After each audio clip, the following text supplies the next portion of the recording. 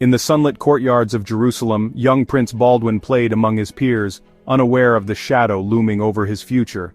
His tutor, William of Tyre, noticed something odd. Baldwin never flinched at pain, even when the boys played rough. This absence of pain was not a sign of strength but the first symptom of a hidden affliction: leprosy. William's concern grew as he realized the implications for both Baldwin and the kingdom. Leprosy, feared and misunderstood, was seen as a curse, especially for a prince. The royal court kept Baldwin's condition secret, hoping to protect the fragile stability of Jerusalem. Baldwin continued his lessons, learning to ride and command, all while the disease crept silently through his body. He was being prepared for a throne he might never claim. The irony was cruel. Trained to be a symbol of strength, Baldwin's body was betraying him. Other children would become knights. Baldwin faced a different fate. His greatest battle would not be against an enemy army, but against the relentless disease within. The diagnosis was unspoken, but the tragedy had begun. Baldwin's childhood faded quickly, replaced by the burden of a secret that would shape his destiny. The kingdom's hopes rested on a boy marked by illness. William of Tyre watched, knowing the future of Jerusalem was now uncertain. Baldwin's journey would be one of courage in the face of decay. The prince's path was set, a fight not just for a crown, but for his very life. In the heart of Jerusalem, a silent struggle had begun. The fate of a kingdom would soon depend on a boy who could not feel pain. In 1174, King Amalric died, and 13-year-old Baldwin was crowned in Jerusalem's holiest church. The crown was heavy, but the burden of leprosy was heavier. The disease was now undeniable. Numbness spread, lesions appeared, and Baldwin's body began to change. He wore gloves and eventually a silver mask to hide the ravages of his illness. The mask became a symbol, a barrier between the suffering boy and the world. Baldwin ruled with clarity and resolve even as his body weakened. Court physicians could do nothing. Leprosy had no cure. The king's public image was one of strength, but privately, he endured pain and isolation. Nobles watched with a mix of awe and calculation, sensing the instability his illness brought. Factions formed, each vying for power in anticipation of Baldwin's decline. The court became a nest of intrigue, with Baldwin fighting not just disease but political ambition. He was a king surrounded by vultures, forced to project authority while his body failed him. Baldwin's reign was a testament to willpower over frailty. He faced not only foreign threats but the ambitions of those closest to him. The kingdom's future was uncertain, balanced on the shoulders of a boy king in decline. Every day was a struggle to maintain control. Baldwin's courage inspired some, but his illness emboldened others to plot. The curse of leprosy was now a curse upon the crown itself. The kingdom of Jerusalem was a fragile outpost surrounded by powerful enemies and dependent on distant allies. Baldwin inherited a realm rife with internal rivalries and external threats. Noble families schemed for influence, using Baldwin's sister Sibylla and half-sister Isabella as pawns. The king's illness made him vulnerable. He could not lead armies or secure an heir.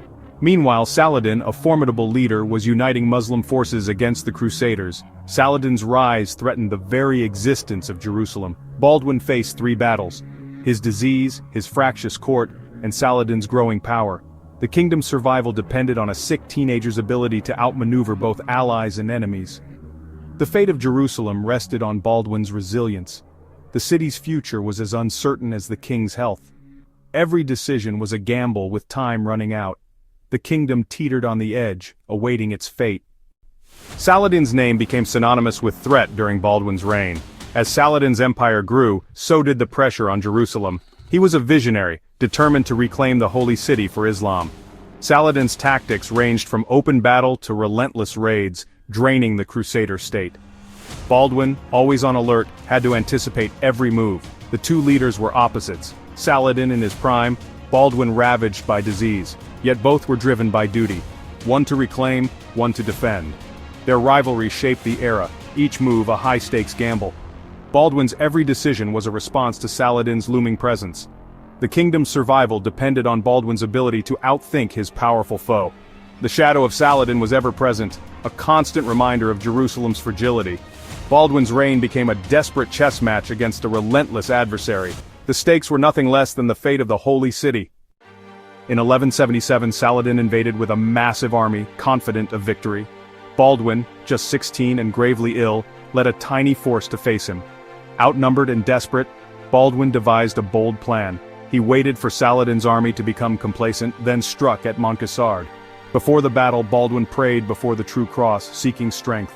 The Christian knights charged, catching Saladin's forces off guard. Chaos erupted, Saladin barely escaped. Against all odds, Baldwin's army won a stunning victory.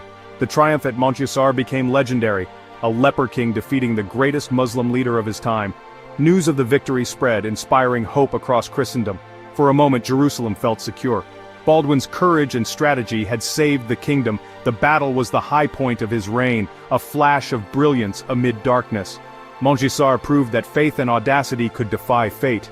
But the victory could not halt the relentless march of Baldwin's disease.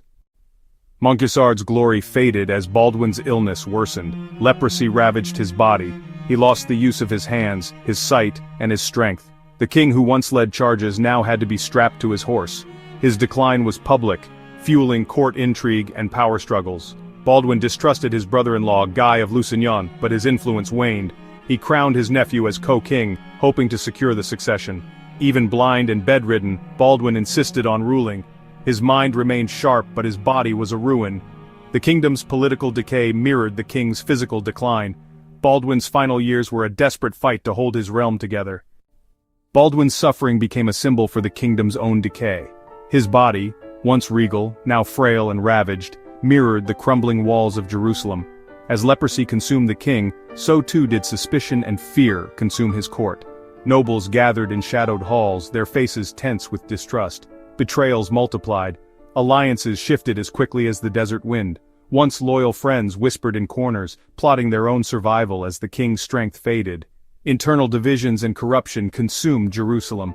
The city's hope faded as unity crumbled. Outside the palace, the people grew restless. Rumors of doom spread like wildfire, and the once proud banners of Jerusalem hung limp in the wind. The king's agony reflected the state's moral and political sickness. Attempts at reconciliation failed, meetings ended in bitter silence. In the gardens, dying trees stood as silent witnesses to the kingdom's decline. Even the land seemed to mourn. Hope faded, unity crumbled, a broken crown lay forgotten, a symbol of lost glory. Baldwin fought to heal his court, but every gesture of peace was met with suspicion. The nobles' ambitions burned brighter than their loyalty. Baldwin fought to heal his court, but ambition blinded his nobles. In the end, the kingdom, like its king, was living on borrowed time.